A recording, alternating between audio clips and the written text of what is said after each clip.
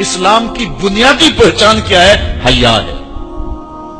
جب ہم نے اسلام کے دامن کو چھوڑ دیا ہے، یہ رسم حنا کے نام سے بدتمیزی یہ کس معاشرے سے ہم نے لی ہے؟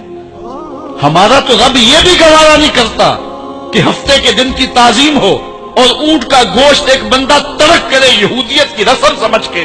اسلام سے ٹکراتا نہیں ہے، پھر بھی جو ہے وہ اسلام اس کو گوارا نہیں کرتا۔ اور کیا بہوؤں بیٹیوں کا تماشا لگایا، اور نیم برہنہ بیٹیاں لوگوں کی شہوانی نگاہوں کے سامنے ہیں، اور باپ بھی کھڑا ہے اور بیٹا بھی کھڑا ہے، نہ باپ کی آنکھوں میں حیا ہے، نہ بیٹے کی نظروں میں حیا ہے، نہ بھائیوں میں غیرت ہے، اور کہتے ہو اللہ کی رحمتیں ہمارے اوپر نازل ہوں۔ یہ تو شکر کرو پتھر نہیں برستے محمد عربی کے قدموں کا صدقہ۔ اگر ان کی رحمت نہ ہو درمیان میں، ابھی آگ لگ جائے دونوں جہاں میں۔ یہ تو ان کی رحمت ہے کہ پتھر نہیں برستے۔ پچھلی قوموں نے ایک ایک جرم کیا، کسی کے اوپر پتھر برسے، کسی کے اوپر خون برسا، کسی کے اوپر ایسا زلزلہ آیا کہ نیچے والی جگہ اوپر اور اوپر والی بستیاں نیچے۔ لیکن اس امت پر ایسا نہیں ہوگا۔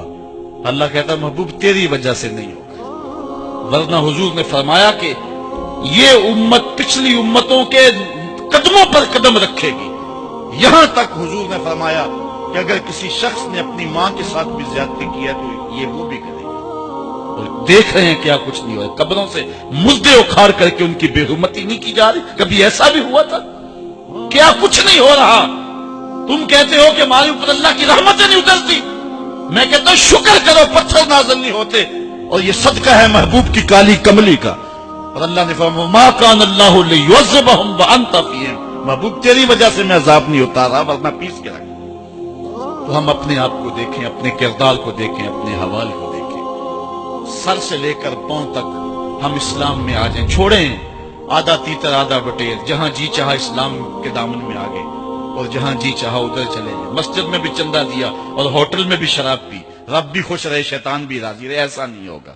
رب کہتے ہیں نہیں کہتے میرے ہو تو پھر میرے ہی ہو۔ کوئی بھی غیرت مند محبوب نہیں جو ہے تسلیم کرتا کہ میرا محب کسی اور کی طرف نظر اٹھا کے بھی دیکھے۔ تو رب سب سے بڑا غیرت مند ہے، وہ نہیں چاہتا میرا ہو اور کسی اور کی طرف دیکھے۔ تم کون ہے؟ مغربی تہذیب لگتی کیا ہے تمہاری؟ اپنی ملت کا قیاس اقوام مغرب سے نہ کر، خاص ہے ترکیب میں تجھے قوم رسول آج۔ تم غیروں کی نقالیاں کرتے پھرتے ہو۔ تمہارے سامنے سیدہ عائشہ کی سیرت موجود نہیں ہے؟ تم مغرب کی ٹینوں بننے کی کوشش کرتی ہے میری بیٹی، تیرے سامنے محمد کی بیٹی فاطمہ کا نقشہ نہیں ہے؟ کدھر بھاگ رہی ہے؟ یہ بال کھول کے بازار میں کون جا رہا ہے؟ یہ نیم برہنہ کون جا رہا ہے؟ دیکھ محمد عربی تجھے کیا آواز دے رہے ہیں، ان کا لہجہ کیا، اس کو سن اور زندگی کو اس کی مطابقت میں گزار۔ اصل ہمارے دل زنگ آلود ہو گئے، اس دنیا کے اس ماحول نے ہمیں اس طرح کر دیا ہے کہ آج ہمیں سمجھ نہیں آ رہی کہ ہم کدھر جائیں۔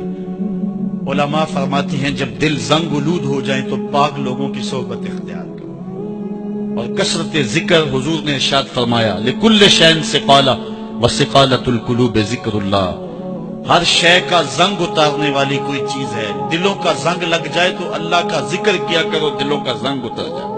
اور ایک اور حدیث میں حضور نے دلوں کا اور من کا میل اتارنے کے دو نسخے بیان کیے، ایک کثرت کے ساتھ موت کو یاد کرنا، کثرت کے ساتھ موت کا تذکرہ، اور دوسرا کثرت کے ساتھ جو ہے وہ تلاوت کلام مجید۔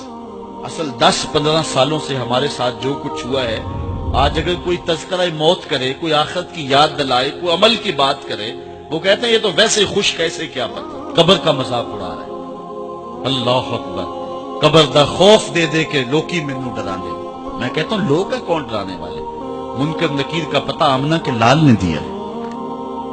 قوم کو بے عمل بنایا جا رہا ہے اور ان کے سینے سے خوف خدا اور خشیت الہی جو ہے وہ کچھ جا رہی ہے، اور یہ سب کچھ دین کے نام پہ کیا جا رہا ہے، اور چند مفاد پرست لوگوں نے ترغیب اور ترغیب جو کہ اسلام کا مزاج ہے، تبشیر اور تنذیر نبی کا منصب ہے، اس کا مذاق اڑا کے رکھ دیا اور انہوں نے ایک متوازی دین دے دیا ہے، جس کے نتیجے کے اندر قوم کی بے عملی جو ہے وہ پختہ تر ہو گئی اور اس کو وہ دین کا رنگ دے رہے ہیں۔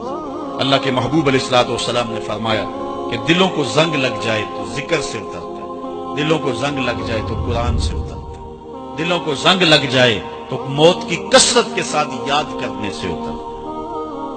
قرآن مجید کی تلاوت معمول زندگی بنا